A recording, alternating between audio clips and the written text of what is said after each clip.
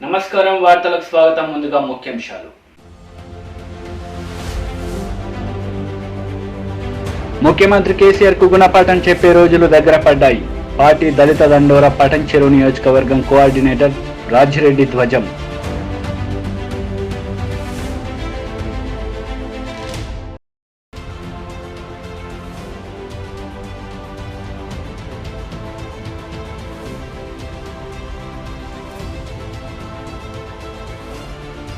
అవసాన దశలో ఉన్న వారికి స్వాంతన చికిత్స కేంద్రం సేవలు అందిస్తుందని రాష్ట్ర విద్యుత్ శాఖ మంత్రి గుంటకండ్ల జగదీష్ రెడ్డి వెల్లడి.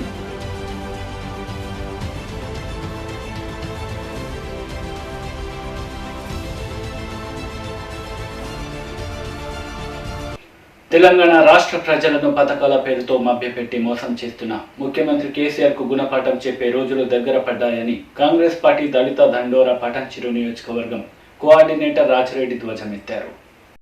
రామచంద్రపురంలో పటాన్చెరు నియోజకవర్గ కాంగ్రెస్ పార్టీ దళిత దండోరా సమీక్ష సమావేశం నిర్వహించారు. ఈ కార్యక్రమానికి పటాన్చెరు నియోజకవర్గ దళిత దండోరా కోఆర్డినేటర్ కాంగ్రెస్ పార్టీ రాజిరెడ్డి, సంగారెడ్డి జిల్లా కాంగ్రెస్ పార్టీ అధ్యక్షురాలు Thurpu Nirmala Jayaprakash Reddy, Medak parliament Congress party incharge Anil Kumar, నియోజకవర్గ ఇన్ఛార్జి కాట శ్రీనివాస్ గౌడ్, శశికళ యాదవ్ రెడ్డి, సప్పాన్ దేవ్ తదితరులు ప్రసంగించారు. రాష్ట్ర ప్రభుత్వం ప్రజా వ్యతిరేక విధానాలను ఎత్తిచూపుతూనే పటాన్చెరు ఎమ్మెల్యే గూడెం మహిపాల్ రెడ్డి వ్యవహార శైలి దళిత వ్యతిరేకను దుయ్యబట్టారు. నియోజకవర్గంలో ఉన్న దళితులందరికీ దళిత బంధు ఇవ్వకపోతే ఎమ్మెల్యే గూడెం మహిపాల్ రెడ్డి ఇంటి ముందు ధర్నాకు దిగడం ఖాయమన్నారు.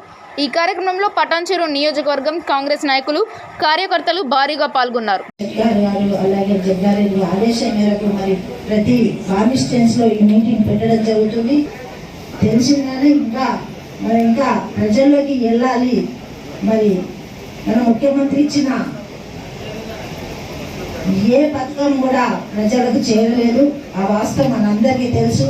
కానీ అడగకుండానే నేను ఇంటికి ఒక కుటుంబానికి 10 లక్షలు ఇస్తా అని చెప్పడం జరిగింది. కాబట్టి అది అవుతుందా కాదా అనేది మనకు అందరికీ తెలిసిన విషయమే. ఎందుకంటే మొదటి నుంచి కూడా అబద్ధాలు చెప్పుకుంటేనే పరిపాలిస్తుంది. ఏది కూడా ఇప్పటి వరకు చెప్పింది చేసింది అనేది లేదు. కాబట్టి ప్రజలకి విసుకొచ్చిపోయిన విషయం తెలుసు. ఈరోజు కాంగ్రెస్ పార్టీలో కార్యకర్తలు మరి ఎంత గట్టిగా ఉన్నారో తెలుస్తుంది. లీడర్లు వాళ్ళ సొంతానికి ఏమన్నా అమ్ముడు పోయిండ్రో, మరి భయపడి పోయిండ్రో, బ్లాక్మెయిల్ చేస్తే పోయిండ్రు. కానీ కాంగ్రెస్ కార్యకర్తలు మాత్రం ఎక్కడ కూడా మరి వాళ్ళు కదలలేరు. ఎందుకంటే కాంగ్రెస్ నమ్మకం. ఒక ముఖ్యమంత్రి మన కాంగ్రెస్ పార్టీలో చెప్పిన మాట ప్రకారం మొట్టమొదటి సంతకం పెట్టిన ఘనత మన కాంగ్రెస్. రైతు రుణమాఫీ చేసింది. కానీ ఈ ముఖ్యమంత్రి చెప్తున్నాడు కానీ చేతులు ఎక్కడ లేదు. కాబట్టి దళితులను ఈరోజు కించపరిచే విధంగా ఈ పత్రం తీసుకొచ్చింది. ఎవరికి కూడా దీని మీద నమ్మకం లేదు. అంటే కుక్కకు బిస్కెట్ వేస్తే ఎట్లా ఉంటుందో ఊపుకుంటూ ఆ విధంగా కించపరిచే విధంగా ఈరోజు ఈ పథకం తీసుకొచ్చిందని మనందరూ కూడా ప్రజల్లోకి గ్రామాల్లో గల్లీ పోయి చెప్పాలి. యాదన్న గారు ఒక మాట చెప్పిరు, పటంచెరుకు లేటుగా ఎందుకు వచ్చిందని. యాదన్న ఇది గాంధీ భవన్లోనే కొంచెం లేట్ అయింది. ముందు ఒక వ్యక్తి అనుకున్న తర్వాత రాజరెడ్డి గారు చేసింది, అందుకే లేట్ అయిందన్న. అట్లా రెండు కాన్స్టిట్యూషన్ లేట్ అయింది. మరి అలాగే మన పార్టీ పరంగా మరి 2003 ప్రతి దళిత వాడలో మీరందరం కూడా దండు పట్టాలని చెప్పి ఈ సందర్భంగా కాంగ్రెస్ పార్టీ నాయకులకి, కార్యకర్తలకు అందరికీ కూడా నేను విజ్ఞప్తి చేస్తా ఉన్నా. మరి ఇప్పటి వరకు కూడా ఎక్కడ కూడా మనం పటాన్చెరు నియోజకవర్గంలో ముఖ్యంగా ఏ విషయంలో కూడా మనం ఎక్కడ కూడా వెనకబడినట్టు తగ్గినట్టు ఎక్కడ కూడా కనబడింది కాంగ్రెస్ పార్టీ. మనం ఈ నియోజకవర్గంలో సర్పంచ్ని గెలిపించుకున్నాం, ఎంపీడీసీని గెలిపించుకున్నాం, కౌన్సిలర్లను గెలిపించుకున్నాం, వైస్ చైర్మన్ చేసినాం, ఎంపీపీని చేసినాం. ఈ రోజు అన్ని రకాలుగా ప్రతి మండలంలో ప్రతి గ్రామంలో మన క్యాడర్ చాలా బలంగా ఉన్న విషయాన్ని అందరూ గుర్తుపెడతాము. ఈ రోజు ఎక్కడికి వెళ్ళినా మరి కాంగ్రెస్ పార్టీ కార్యకర్తలు దండు వెళ్ళినట్టు కలుగుతా ఉన్నారు ఈరోజు. కానీ ఈ రోజు రేవంత్ అన్న వచ్చిన తర్వాత 300 కిలోమీటర్లకు కూడా చాలా మంది మన నాయకులు కార్యకర్తలు అందరూ కూడా పెంచినా పిలవకుండా వాళ్ళ సొంత డబ్బులు డీజిల్ పోసుకొని కారు తీసుకొని కిరాయి తీసుకొని వచ్చినటువంటి పరిస్థితి నేను గుర్తు చేస్తా ఉన్నా ఈరోజు. ఒక్కరో 400 కిలోమీటర్ల ఇంద్రవల్లికి కూడా మరి ఉన్నటువంటి అన్ని మండలాల నుంచి నాయకులు కార్యకర్తలు అందరూ కూడా వచ్చిన విషయాన్ని ఒకసారి గుర్తు చేస్తా ఉన్నా. కాబట్టి ఈ యొక్క ఉత్సాహం ఇది కూడా ఆగదు. మరి ఇందాక అన్ని విషయాలు కూడా అందరూ కూడా చెప్పిండ్రు. నేను ఒకటే చెప్పదలుచుకున్నా, ఈ ఏదైతే దళిత దండోరా ఏదైతే కార్యక్రమం పిసిసి గారు తీసుకున్నారో రేవంత్ అన్న గారు, మరి దీన్ని మన రాజరెడ్డి అన్న గారి ద్వారా ఏదైతే ఆయన చెప్తాడో ఇప్పుడు దాన్ని తూచా తప్పకుండా మనం అమలు చేద్దాం. ప్రతి దళిత వారం మనం వెళ్దాం. మరి అక్కడ కావలసినటువంటి ఏర్పాట్లు కూడా అన్ని కూడా వాళ్ళతో మనం కూర్చొని చర్చించి భోజనాలు అవన్నీ కూడా మనం ఏర్పాటు చేసి మనం అక్కడ ఆ రోజు ఏదైతే కార్యక్రమాలు తీసుకుందో అదంతా కూడా మెమోరియల్ మండలంలో కావచ్చు, తర్వాత మరి ఆర్టీఓ గారు కావచ్చు, నియోజకవర్గ స్థాయిలో ఇవన్నీ కార్యక్రమాలు వారు చెప్పాడు మనందరూ చేయడానికి సిద్ధంగా ఉన్నామని చెప్పి ఈ సందర్భంగా పవన్ గారు ప్రెసిడెంట్, టౌన్ ప్రెసిడెంట్, మండల ప్రెసిడెంట్, అలాగే మాజీ సర్పంచులకు, కార్యకర్తలకు, నాయకులకు మరియు పత్రికలకు నమస్కారం. మరి ఇదైతే కేసీఆర్ గారు దగ్గర 10 లక్షలు అంటున్నాడు. మరి ఆయన ఎందుకు ఇచ్చారు అని ఫీజు రియంబర్స్మెంట్ లేదు. మొన్నగా అందరికీ ఒక ప్రమాదకరమైనటువంటి ఈ కరోనా వస్తే ఎన్నో కుటుంబాలు ఎంతో మంది రోడ్డున పడ్డారు, ఎంతో మంది చనిపోయారు. ఆరోగ్యశ్రీ పథకం చేర్చమంటే చేర్చలేదు. కాబట్టి ఈ రోజు కేసీఆర్ గారు కళ్ళబొల్లి మాటలు చెప్పి కథలు చెప్పి అందరినీ అంటే ఆశాపాలకులో ఆనాడు గెలిచిన తర్వాత డబల్ బెడ్రూమ్ కొంతమంది కొన్ని ఇచ్చి అక్కడక్కడ ఇచ్చి డబల్ బెడ్రూమ్ ఇంకా నాకు డబల్ బెడ్రూమ్ ఇస్తారు అనుకోవాలి. అనుకుని కలర్గా బతకాలి. డబల్ బెడ్రూమ్ ఎడిపోయింది. ఈ రోజు నువ్వు అన్నటువంటి నిరుద్యోగ వృత్తి ఎడిపోయింది. రెండోసారి అధికారం వచ్చిన నిరుద్యోగ వృత్తి ఇస్తాను. నువ్వు రైతులకు రుణమాఫీ అన్నావు. నువ్వు చెప్పుకుంటా పోతే 1,90,000 అనే నువ్వు చెప్పిన హామీలు ఒకటే. ఇవాళ మన సొమ్ముతోని మన డబ్బులతోని ఏవైతే ఓట్లు అవసరం ఉంటాయో, ఎప్పుడైతే ఉప ఎన్నికలు వస్తాయో ఆ ఉప ఎన్నికలు అప్పుడే ఆ ఉప ఎన్నిక ఏవైతే ఓటు కొనాలో మన డబ్బుతో ఓటు కొనడం, ఓటు వేయించుకోవడం ఇది అలవాటు అయిపోయింది కేసీఆర్ గారికి. మనం ఈ రోజు ఏమడుగుతామంటే నువ్వు చెప్పినట్టుగానే ఫస్ట్ దళిత వర్గానికి దళితులకు మరి గిరిజనులందరూ వర్క్ చేస్తాడు. ప్రతి కుటుంబానికి 10 లక్షలు ఇచ్చేదానిక నిన్ను నిలదీస్తాం, నిన్ను నిద్రపోలేమని చెప్పి సందర్భం మనం చేస్తా ఉన్నాం. మీరందరూ కూడా సహకారం చేయాలి. మీ ప్రతి కుటుంబాన్ని మేము వస్తాం. ఇలా శ్రీనివాస అన్నారు, మేడం జగ్గారెడ్డి గారు అన్నారు, ఇంత అధిరత మహారాజులు ఉన్నారు, చాలా మంది చాలా చెప్పారు. మేము ప్రతి కుటుంబాన్ని తలుపు గడతాం, గడప గడపకు వస్తాం, నిన్ను నిలదీస్తాం, వాళ్ళు ఇచ్చేంత వరకు నిన్ను నిద్రపోలేమని చెప్పి కూడా ఈ సందర్భం మనం చేస్తా ఉన్నాం. నేను మాత్రం తీసుకున్న నిర్ణయాలు ఖచ్చితంగా తీసుకుంటా. నేను ప్రతి విలేజ్కి వస్తాను, ప్రతి కుటుంబానికి వస్తాను. వీళ్ళందరినీ నాయకులందరూ మీ దగ్గర తీసుకొని వస్తాము. వచ్చి ప్రతి కుటుంబాన్ని తలుపు తట్టి వాళ్ళ వర్తింపజేసే విధంగా ఒత్తిడి తీసుకురావాలని చెప్పి కేసీఆర్ గారి మీద వారి ప్రభుత్వం తీసుకురావాలని చెప్పి నేను మనం చేస్తా ఉన్నాను. నేను పని చేస్తాను రెడీ ఉన్నా. మీరందరూ కూడా కలిసిపోవాలి. ఉత్సాహంగా అందరూ ఊరుకలిస్తా ఉన్నారు. వాళ్ళు చాలా ఉత్సాహంగా ఉన్నారు. కాబట్టి ఇవాళ మన గురి ఒకటే 2023 18 నెలలు 19 నెలలు మనం బాణం అయితే ఎక్కడ మీద వేస్తామో దాని మీదనే కన్ను పెట్టి మన ఊరి అంతా 2020 ఎలక్షన్లకు ఇంకా 18 నెలలు. జగ్గారెడ్డి గారు ఉన్నారు, మొన్న కొత్తనే వర్కింగ్ ప్రెసిడెంట్ అయినారు, అతిరత భాగంలో జిల్లాలో ఉన్నారు. అందరం కలిసి ఐక్యంగా రాష్ట్ర వ్యాప్తంగా మన పిసి కేసీఆర్ చేసిన మోసాలు మనందరికీ తెలుసు. 7 సంవత్సరాల నుంచి గతంలో తెలంగాణ ఉద్యమంలో ఎంతో మంది ప్రాణాలు లేని 1,200 మంది ప్రాణాలు బలికొని ఆయన ముఖ్యమంత్రి అయిండు. అప్పుడు ఒక దళిత ముఖ్యమంత్రిని చేస్తున్నాడు, మరి ముఖ్యమంత్రి చేయలేదు. ఆయన ఎన్నో హామీలు ఇచ్చాడు. దళితులకు 3 ఎకరాల భూమి ఇస్తున్నాడు, మరి భూమి చేయలేదు. నిరుద్యోగులకు నిరుద్యోగ వృత్తి ఇస్తున్నాడు, ఉద్యోగాలు ఇస్తున్నాడు. ఇవ్వలే. మన తెలంగాణ తెచ్చుకునేందుకు నిధులు నియామకాలు గురించి మనం తెలుసుకున్నాం. మరి ఏనాడు కూడా కేసీఆర్ గారు చెప్పిన మాట మీద ఎన్నడూ లేడు. ఈరోజు మరోసారి దళితులను మోసం చేయడానికి ఈ దళిత బంధు పేరుతో 10 లక్షలు తీసుకొచ్చాడు. మనం గతంలో చూసినాం, జిహెచ్ఎంసీ ఎలక్షన్ లో ఒక ఇంటికి 10,000 రూపాయలు ఇస్తానని చెప్పి ఒక 100 మందికి పోయి డబ్బులు ఇచ్చి దర్వాజా మూసేసుకొని అప్పటికి ఎలక్షన్ కోడ్ తెచ్చి మరి ఆ డబ్బులు ఇవ్వకుండా ఇప్పటికి కూడా ఎవరికి ఎంతో మంది మరి లైన్ లో నిల్చొని మీ సేవలలో అప్లై చేసుకుంటే మరి మీ సేవలో కూడా చనిపోయిన వ్యక్తులు కూడా ఉన్నారు. మరి వాళ్ళకి ఇప్పటిదాకా ఇవ్వలేదు. మళ్ళా కొత్త నాటకం వేసి ఉంటున్నారు ఎలక్షన్ తోటి. మరి మేము స్వాగతిస్తాను. మేము 10 లక్షలు ఇస్తే మరి రాష్ట్ర వ్యాప్తంగా దళితులకు, గిరిజనులకు, మైనార్టీలకు, బీసీలకు కూడా 10 లక్షల చొప్పున ఇవ్వాలని చెప్పి మేము డిమాండ్ చేస్తున్నాను. మరి ఇప్పుడు మన కాన్ఫరెన్స్ లో ప్రతి దళిత కుటుంబాన్ని మనం 30 లేపే అవసరం వచ్చింది. ఈ రోజు ఒక్కొక్క దళితుని ఇంటికి పోయి మనం 30 లేపి వాళ్ళకు 10 లక్షలు వచ్చేదాకా మనం ఎవరో నిద్రపోవద్దని కూడా ఈ సందర్భంగా తెలియజేస్తాను. మరి మనం మంచి నాయకులు వచ్చిండు మరి రేవంత్ రెడ్డి గారు ఆయుధంలో ఈ రోజు మనం రాష్ట్రం వచ్చిన తర్వాత కాంగ్రెస్ పార్టీ అధికారంలోకి వస్తుందని కూడా ఈ సందర్భంగా తెలియజేస్తా ఉన్నాం. ఎందుకంటే సోనియా గాంధీ మనకు తెలంగాణ ఇచ్చింది. ఆమె కళ నెరవేరాలంటే రేపు 2023లో మనం అధికారంలో ఖచ్చితంగా వస్తున్నాం. టిఆర్ఎస్ నాయకుల భర్తం వదామని చెప్పి కూడా సందర్భంగా తెలియజేస్తూ మరి అవకాశం ఇచ్చిన మిత్రులందరికీ తలవంచి నమస్కారం చేస్తున్నారు. రాష్ట్ర ప్రభుత్వం ప్రతిష్టాత్మకంగా చేపట్టిన దళిత బంధు పథకం అమలులో భాగంగా మరో 500 కోట్లను ప్రభుత్వం విడుదల చేసింది. హుజురాబాద్లో పైలట్ ప్రాజెక్టుగా దళిత బంధు పథకం అమలవుతున్న సంగతి తెలిసిందే. ఈ మేరకు కరీంనగర్ జిల్లా కలెక్టర్ ఆర్వి కర్ణన్కు నిధులు విడుదల చేస్తూ ప్రభుత్వం ఉత్తర్వులు జారీ చేసింది. దళిత బంధు పథకం హుజూరాబాద్కు మరో 500 కోట్లు విడుదల. ఆగస్టు 23, 2021 రాష్ట్ర ప్రభుత్వం ప్రతిష్టాత్మకంగా చేపట్టిన దళిత బంధు పథకం అమలులో భాగంగా మరో 500 కోట్లను ప్రభుత్వం విడుదల చేసింది. హుజూరాబాద్లో పైలట్ ప్రాజెక్టుకు దళిత బంధు పథకం అమలు అవుతున్న సంగతి తెలిసిందే. ఈ మేరకు కరీంనగర్ జిల్లా కలెక్టర్ ఆర్వి కర్ణన్కు నిధులు విడుదల చేస్తూ ప్రభుత్వం ఉత్తర్వులు జారీ చేసింది.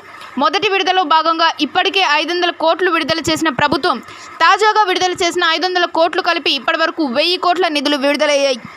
వారం రోజుల్లోపు మరో 1000 కోట్లు ప్రభుత్వం విడుదల చేయనుంది. ఈ నెల 16న సీఎం కేసీఆర్ హుజూరాబాద్ నియోజకవర్గంలో దళిత బంధు పథకాన్ని ప్రారంభించిన విషయం తెలిసింది. ఈ సందర్భంగా నిర్వహించిన బహిరంగ సభ తర్వాత పైలట్ ప్రాజెక్టు అమలు కోసం మొత్తం 2000 కోట్ల నిధులు విడుదల చేయాలని సీఎం కేసీఆర్ ఆదేశించారు.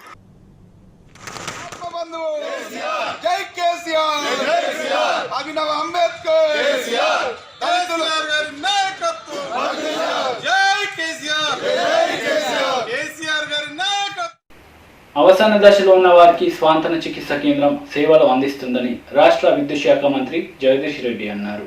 అవసాన దశలో ఉన్న వారికి స్వాంతన చికిత్సా కేంద్రం సేవలు అందిస్తుంది రాష్ట్ర విద్యుత్ శాఖ మంత్రి గుంటకండ్ల జగదీష్ రెడ్డి అన్నారు. ఈ కేంద్రంలో ఇన్ పేషెంట్లతో పాటు అవుట్ పేషెంట్లకు కూడా వైద్య సేవలు అందిస్తారన్నారు.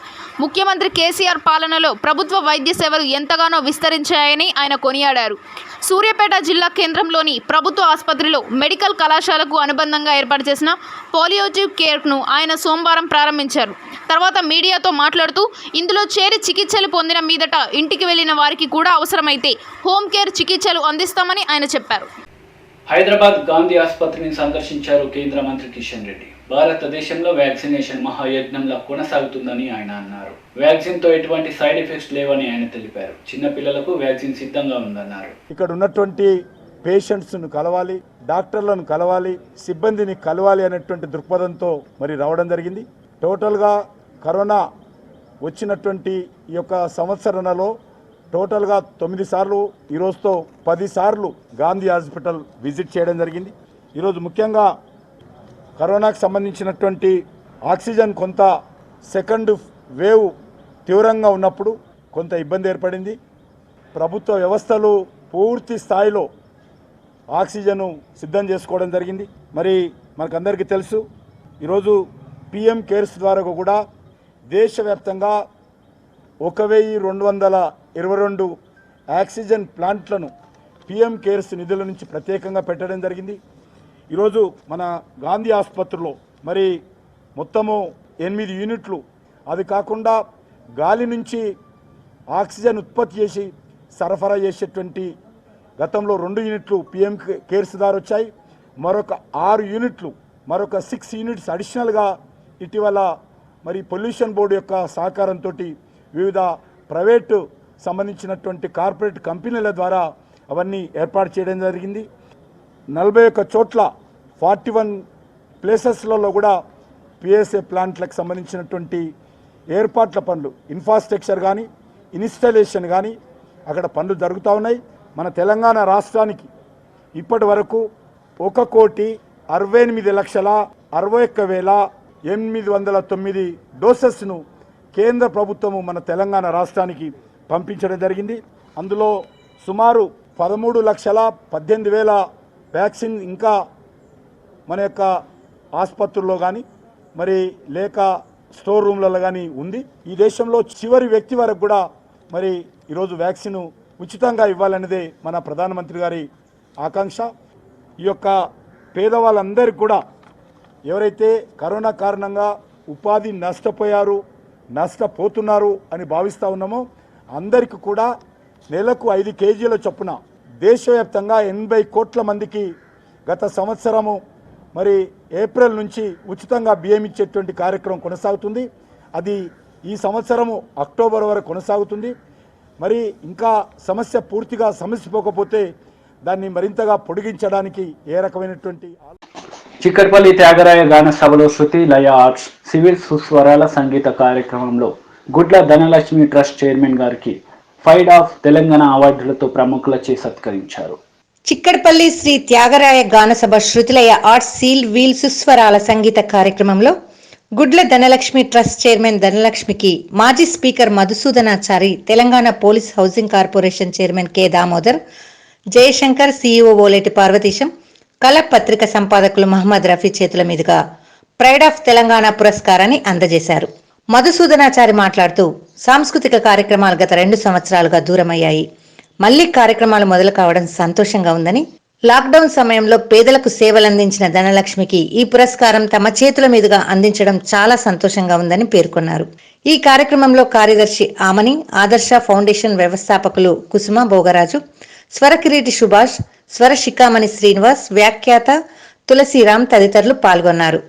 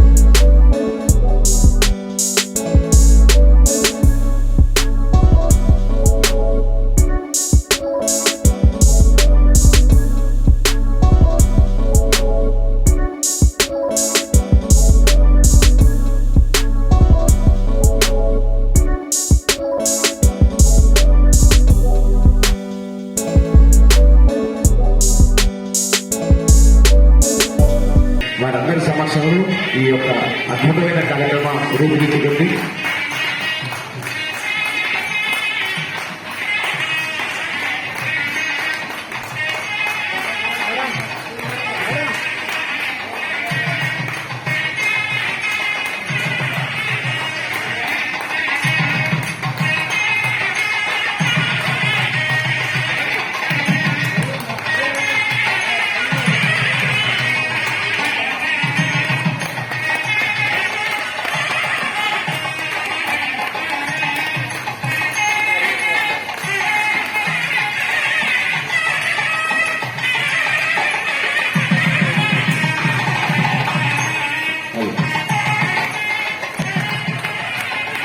राजाधिराजाय प्रसय्य साधिने नमो वयं मयि श्रवणाय कुर्महि समे कामकामाय मह्यं कामेश्वरो वै श्रवणो ददातु कुबेराय वै श्रवणाय महाराजाय नमः ओम तद्ब्रह्म ओम तद्वायुः ओम రాఖీ పౌర్ణమి పర్వదినాన్ని పురస్కరించుకుని సీనియర్ కొరియోగ్రాఫర్ వర్మ సతీమణి టీఆర్ఎస్ కమిటీ సభ్యురాలు లక్ష్మి రాఖీ పౌర్ణమి రోజున జూబ్లీ హిల్స్ ఎమ్మెల్యే మాగంటి గోపీనాథ్కి రాఖీ కట్టారు.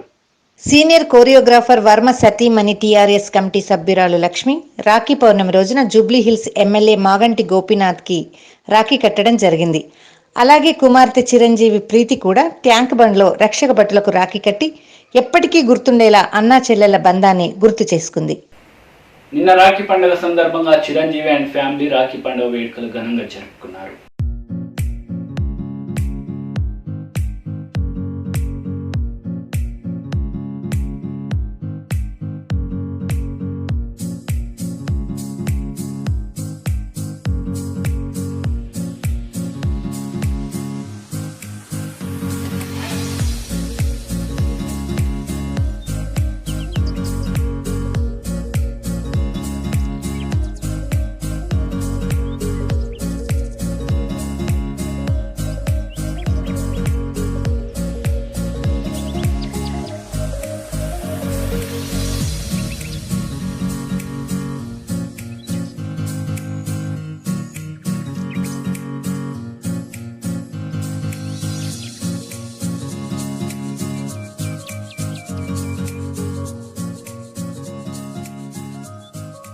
వార్తలు ముగించే ముందు ముఖ్యాంశాలు మరోసారి.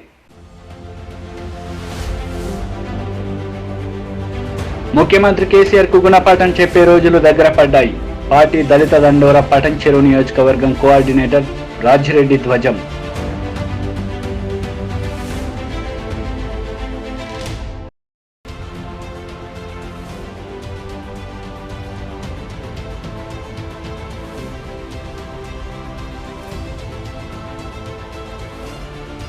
అవసాన దశలో ఉన్న వారికి స్వాంతన చికిత్స కేంద్రం సేవలు అందిస్తుందని రాష్ట్ర విద్యుత్ శాఖ మంత్రి గుంటకండ్ల జగదీష్ రెడ్డి వెల్లడి.